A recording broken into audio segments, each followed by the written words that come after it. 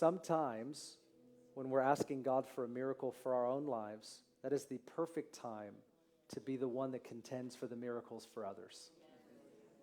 One of the best things that we can do when we're in a suffering time is to not let our suffering define us.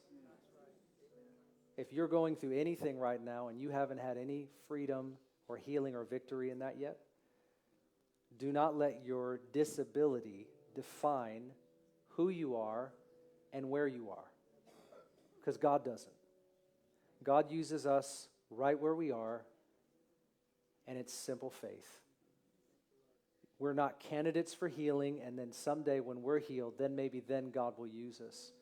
If it's not a physical thing, sometimes it's an emotional thing. If it's not an emotional thing, sometimes it's a material thing, a financial thing.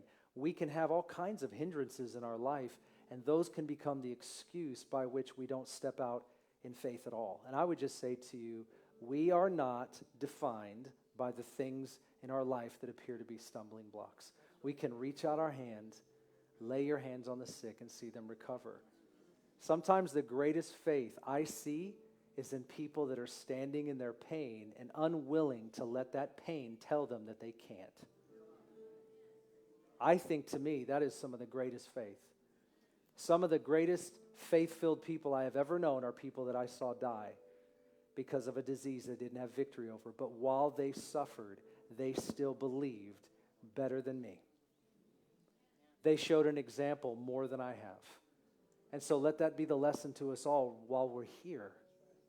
We have this moment to recognize that God is using us right where we are, and He doesn't need us to wait. We don't have to wait on God. He's waiting on us. There's an open heavens over everybody's life.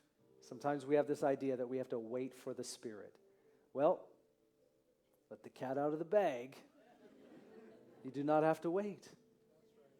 If you haven't received yet, you can release, even when you haven't received. That's a word for somebody tonight.